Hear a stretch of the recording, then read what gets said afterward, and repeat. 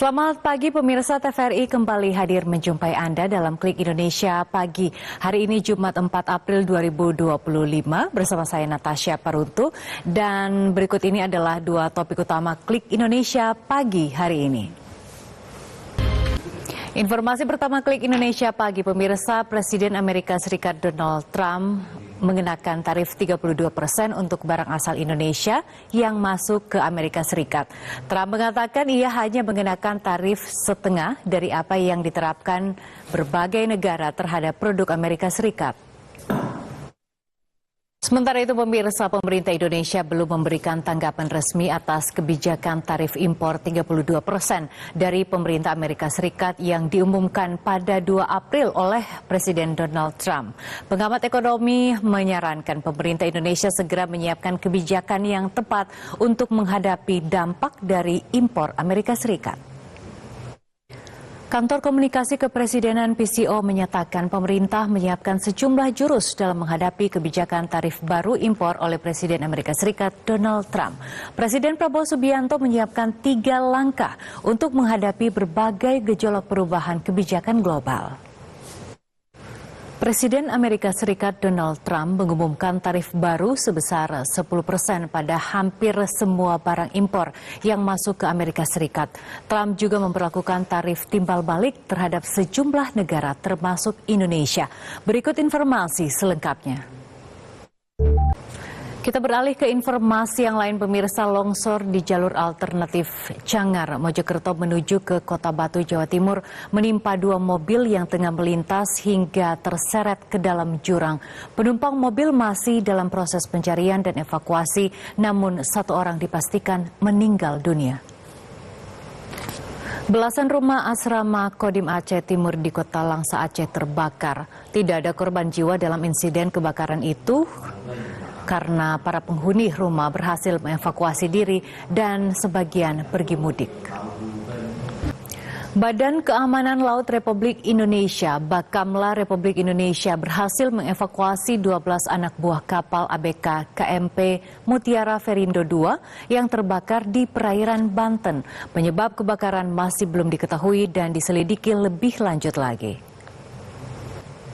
Saudara, pemerintah Indonesia mengirimkan 124 ton bantuan kemanusiaan untuk membantu para korban gempa bumi di Myanmar. Menteri Luar Negeri Sugiono menyatakan pengiriman bantuan tersebut merupakan bentuk solidaritas rakyat Indonesia kepada rakyat Myanmar.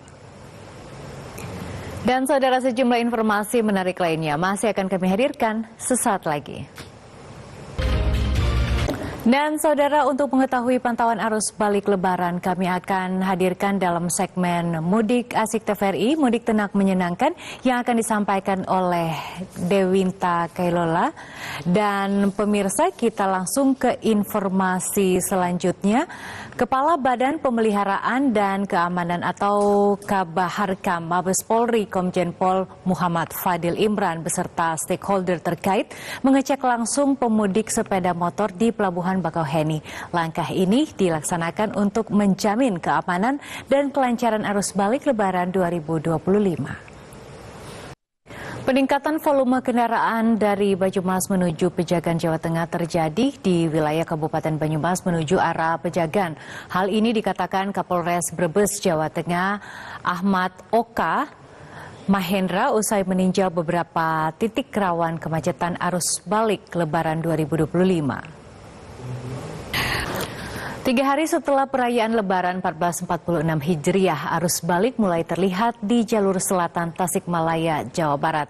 Untuk mengantisipasi penumpukan kendaraan, kepolisian telah memperlakukan sistem one way di beberapa titik.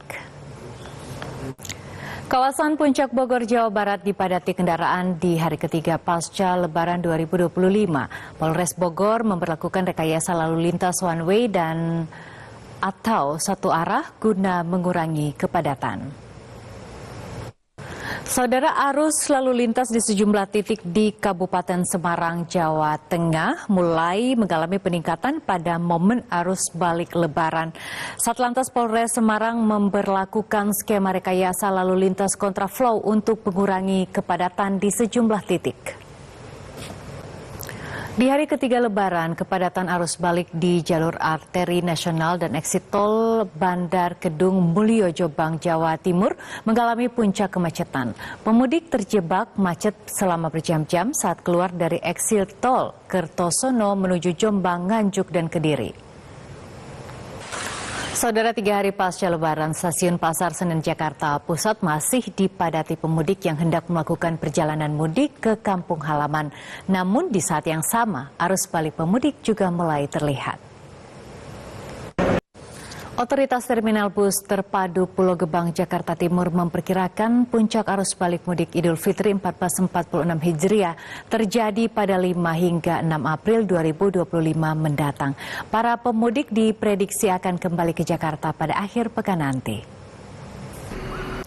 Bandara Internasional Soekarno-Hatta, Tangerang, Banten mencatat lebih dari 1,4 juta penumpang yang melakukan perjalanannya menggunakan transportasi udara sejak 10 hari sebelum Lebaran hingga hari kedua setelah Lebaran. Jumlah tersebut meningkat 7,9% dibandingkan dengan periode mudik Lebaran pada tahun yang lalu. Saudara, Wakil Presiden Gibran Rakabuming Raka membagi-bagikan amplop THR untuk anak-anak yang datang ke kediaman Presiden ke-7 Republik Indonesia Joko Widodo di Sumber Banjarsari, Surakarta. Anak-anak bersama keluarganya juga mengantri untuk berfoto dengan Jokowi. Saudara, sejak hari kedua libur Idul Fitri, kawasan ikonik Malioboro dipenuhi ribuan wisatawan. Berdasarkan pantauan petugas Tourism Information Service, kurang lebih 2.000 wisatawan datang setiap harinya. Saudara, hingga 3 hari pasca Lebaran, kunjungan wisatawan di Pantai Parangtritis, Bantul mengalami peningkatan terpantau dari pintu retribusi. Petugas gabungan di Pospam Lebaran Parangtritis mulai melakukan rekayasa 4 jalur pintu retribusi guna mengantisipasi penumpukan kendaraan di pintu masuk. Saudara, sejumlah informasi menarik lainnya masih akan kami hadirkan sesaat lagi. Terima kasih pemirsa, Anda masih menyaksikan Klik Indonesia Pagi TVRI. Kita ke informasi selanjutnya, pemirsa. Aktor senior Rai Sahetapi akan dimakamkan hari ini Jumat 4 April 2025 di Taman Pemakaman Umum Tanah Kusir, Jakarta Selatan. Sebelum dimakamkan, jenazah akan disalatkan di Masjid Istiqlal, Jakarta Pusat. Saudara, ingin mendapatkan pengalaman berenang dengan whale shark atau hiu paus? Kini cukup mengunjungi perairan Kabupaten Kutai Timur, Kalimantan Timur, tepatnya di Desa Selangkau. Di sini Anda dapat menikmati sensasi berinteraksi langsung dengan hiu paus. Dan berikut ini, pemirsa, adalah perakiraan cuaca dari Badan Meteorologi, Klimatologi, dan Geofisika. Perakiraan cuaca ini berlaku di sejumlah daerah di Indonesia. Dan pemirsa, informasi perakiraan cuaca tadi sekaligus mengakhiri perjumpaan kita dalam Klik Indonesia Pagi hari ini. Setelah acara Klik Indonesia Pagi, Anda bisa menyaksikan Jendela Negeri bersama rekan kita Laras dan Fedri. Terima kasih atas kebersamaan Anda. Selamat pagi, sampai jumpa.